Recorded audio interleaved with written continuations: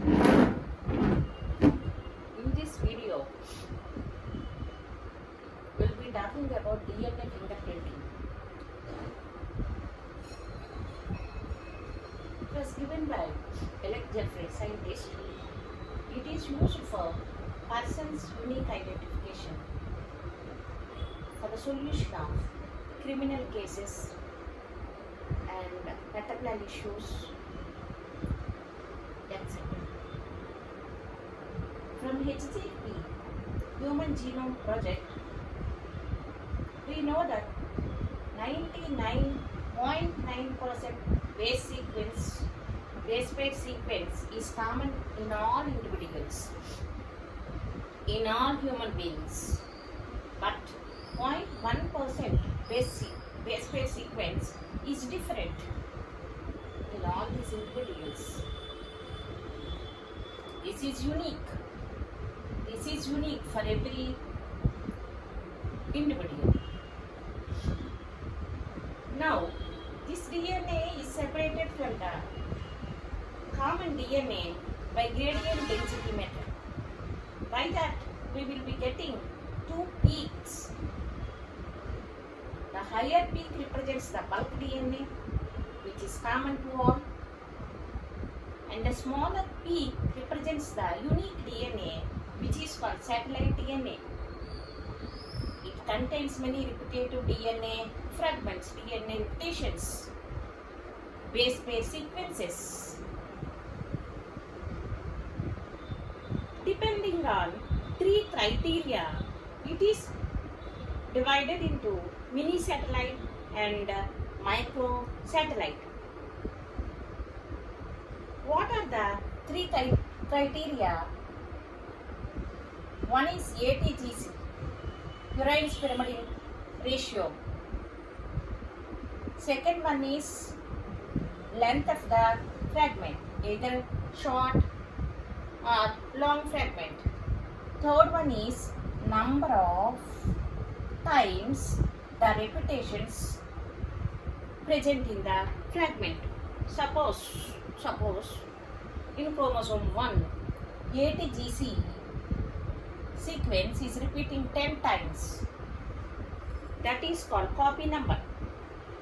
Depending upon these criteria, ATGC ratios and the length of the fragments and the number of times the repetitions that occur in the chromosome, that is, the satellite DNA is again separated into mini satellite and micro satellite. This is the major part which plays major role in identification. This is used as VNTR, variable number of tandem repeats, which is used as radioactive probe to identify the DNA in the suspected case. It should be scanned, and this is about the principle that is involved in DNA fingerprinting. Coming to the method, first we should isolate the DNA. How can we isolate the DNA? DNA can be isolated, that we have, you must have finished in biotechnology. So by using the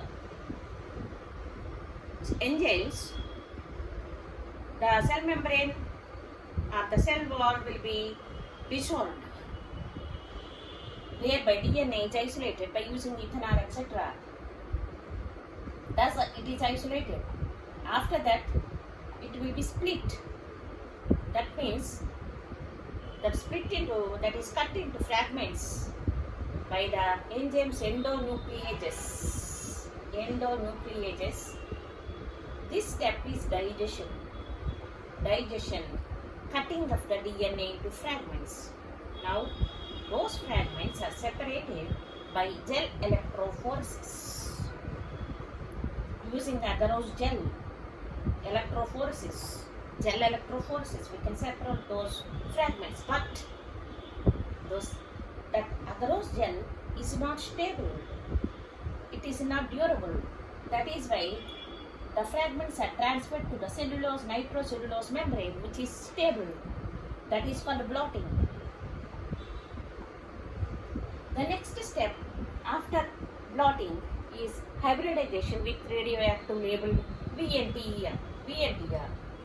So the complementary DNA will hybridize with the suspected DNA. That is hybridization. Next, by autoradiography, we can conclude who is the suspected individual. If we take an example, of course, it may be a murder case or suspected father or parent. Then what happens? Suppose if you take two individuals, in individual A, if you take the chromosome 1, homologous chromosomes will be there. One is from mother and one is from father, maternal and paternal. That chromosome 1 has 5 repetitions in one chromosome and 3 repetitions in another chromosome. Chromosome 2 has 4 repetitions in one chromosome and 7 repetitions in another chromosome. Chromosome 3 has 10 repetitions in one chromosome and 6 repetitions in another chromosome.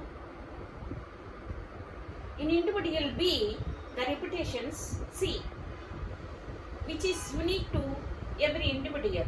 Chromosome 1 has 8 repetitions and chromosome in that chromosome, the homologous chromosome has 2 repetitions. In chromosome 2, in one chromosome 6 repetitions and one chromosome 1 repetition is there. And next in chromosome 3, if you see, here 4 repetitions are there, here 7 repetitions are there. So this is about the individual A and individual B who are suspected from the case. We don't know who is the criminal. Now, in this sudden blotting, the higher repetition chromosomes will be occupying the top position and the lower repetition chromosome will occupy the bottom position. So if you take the individual A, highest repetition 10 on the top and next repetition 7, fragment with 7 repetitions, fragment with 6 repetitions, and fragment with 5 repetitions, and fragment with 4 repetitions, and fragment with 3 repetitions. So this is the gel of individual A. And if we come to the gel of the individual B, 8 repetitions and 7 repetitions and 6 repetitions, and there are 4 repetitions and 2 repetitions and 1 repetition. So this is the gel of the B. Now, from the crime site, we have taken a sample already established, that is from either hair follicle or blood cell. We take generally a very small sample that will be amplified with the PCR, polymerase chain reaction. Now, that will be hybridized with radio labeled VNTR, that will be hybridized with the suspected individual's gel. If it is similar to A, then A will be the criminal, and if it is similar to the B gel, B will be the criminal. Here you see the same. So what is happening? From the crime site, what you have taken the sample matches with the B individual because it is unique.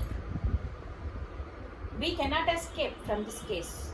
Like that, if it is suppose unknown fathers, he will say he is my son, he will say he is my son. How it will be proved? Like this, DNA fingerprinting is useful in these two cases which are applied. Here, because DNA segments are complementary, that is why VNTR will come and complement with the opposite pair. So this is how the DNA fingerprinting is useful, and by this we can conclude the case. We found the solution. Who is the culprit or the criminal?